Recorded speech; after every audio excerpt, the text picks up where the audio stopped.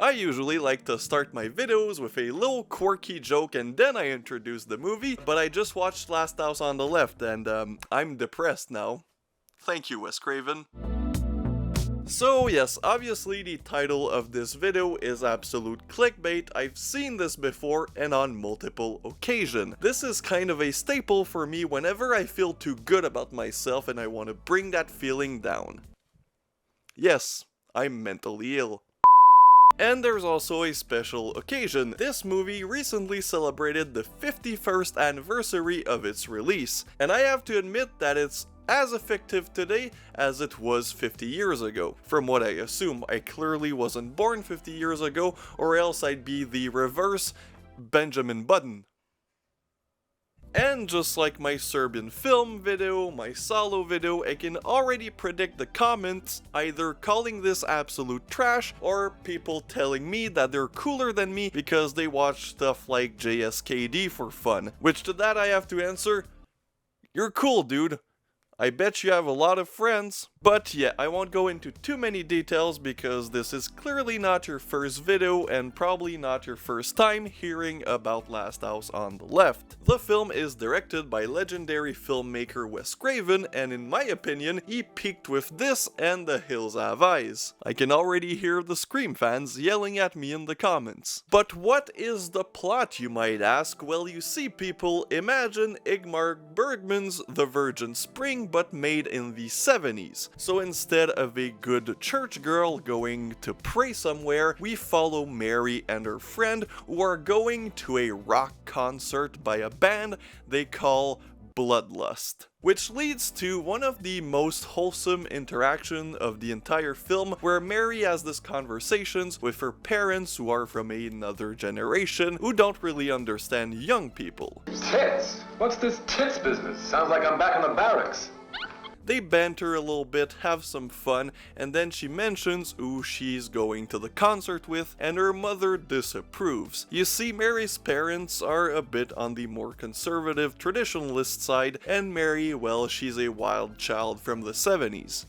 I feel like a woman for the first time in my life. After that scene, Mary hangs with her friend and we can hear the radio, and the radio host is telling us something about a group of convicts who just escaped, killed 2 guards and a German Shepherd. Which of course is horrible, don't kill the German Shepherd, but the radio host makes such a big deal of it, especially after he just told everybody about their horrendous crimes. And then he's like surprised that these people would have the guts to kill an animal. Have you heard your description of them? Why are you surprised? Which of course is foreshadowing for our characters meeting the group of escaped convicts. And who leads the group of escaped convicts? Internationally known amazing actor David Hess, who also makes the soundtrack, which is also amazing, very eerie, especially when you know that the guy who's singing these creepy songs on the soundtrack is also the guy playing Krug, who has to be the bastard of this century. I have some issues with this film. However, they are all forgotten about as soon as David S. shows up on screen. There's a reason why he was typecasted as a serial rapist on not only the continent of North America, but also Europe. The man was a transcontinental rapist. He is undoubtedly the best pile of dog shit in the world. Male chauvinist pig. Okay, you male chauvinist pig. She's right, Krug. Shut up. And the reason why Mary and her friend met Krug and his gang is because they wanted to buy some grass. And Krug's son, who he addicted to heroin so he could control him, well, he's the one who brings the girls in to buy weed. And of course, you can imagine what happens next. They kidnap the girls and then try to escape the country. However, they get into some car troubles near Mary's house, and this is a reason why this film is so effective. It's because the entire time that horrible stuff is happening is all close to Mary's house, which gives you this feeling of hopelessness because if just another thing played out differently, Mary would be safe and the film wouldn't be this atrocious. The car breaks down next to Mary's house. Her and her friend are attacked in the woods. Her friend almost makes an escape, but she is caught before she can tell the police. Everything is just there to give you a glimmer of hope and then just take it away from you. And this is why this film works so much even to this day. Rarely have I seen a film that does such a great job of just pulling hope right under your feet.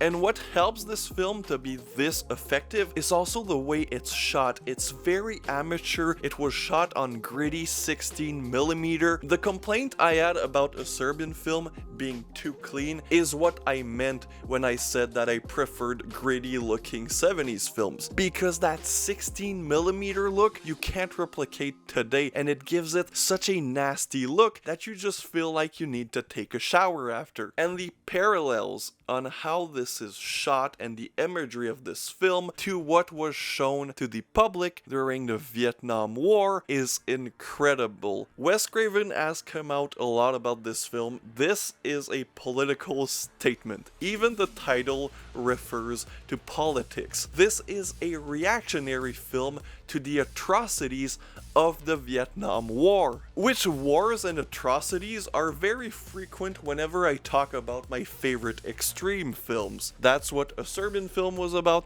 that's what Celluloid was about, of course, the horrors of fascism, and this is a reaction to the American public sending their kids to die in Vietnam. Why? A dumb war that never needed to happen. The hope this movie gives you and pulls right under your feet are the years and years of American politicians coming in, telling the public, I'm gonna end this war, and then it never happening. Am I reading too much into this film?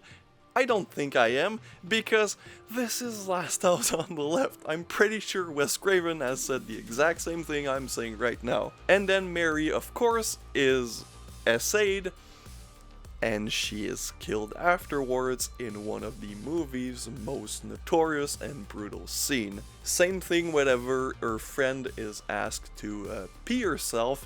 That is horrendous, but that Mary murder scene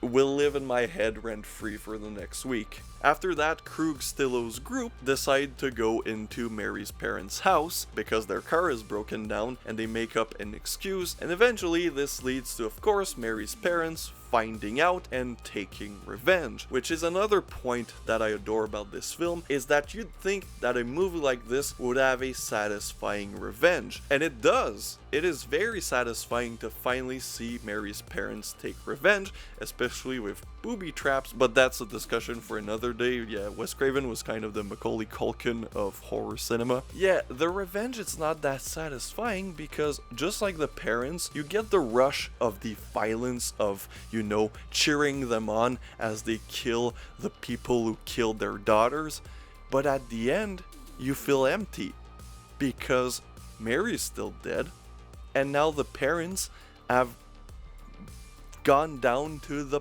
psycho's level.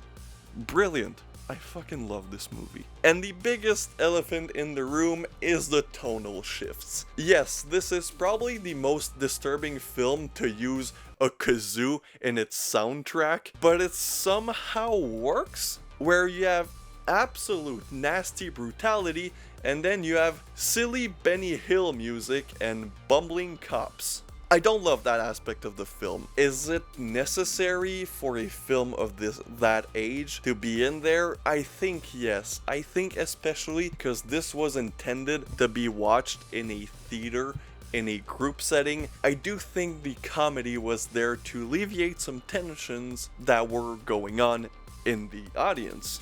Is it my favorite thing? No. Do I hate it? Kind of. Do I accept it now that I've seen a lot of Category 3 films who do the exact same thing? Yes, I do. Do I think the people playing the cops do a good job with what they're given? Absolutely. Because by the end, they're pretty serious. And it works. Hell yeah. I can come 5 or 6 times if you want me to. As you can assume, I don't need to do my typical conclusion. I love this film, from the way it's shot, from the plot, from every detail.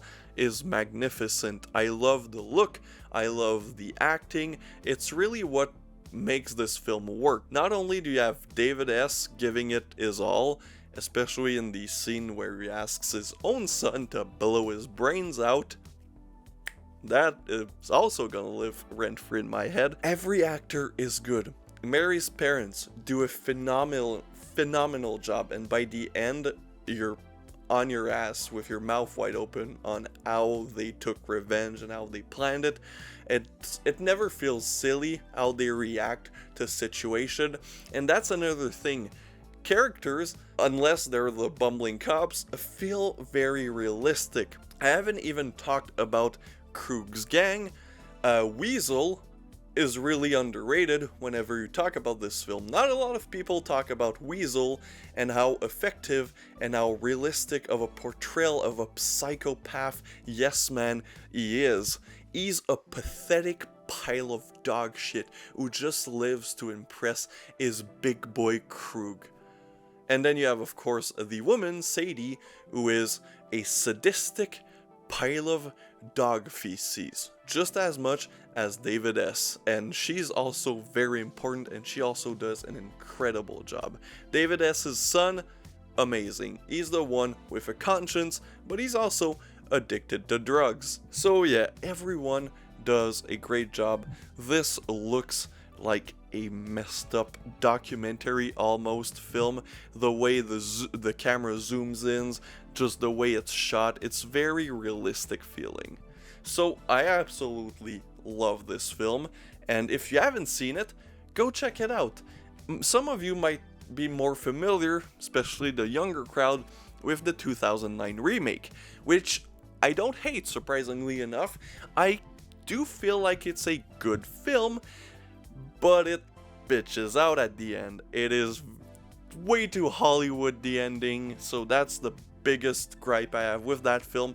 But until the ending, the film actually works pretty decently. But yeah, watch the original, watch the remake, both of them are good flicks. The original is a masterpiece, and yeah, thank you, and can't wait to read the comments calling me an asshole and telling me how wrong I am or how cool they are, because they never got disturbed by Last House on the Left.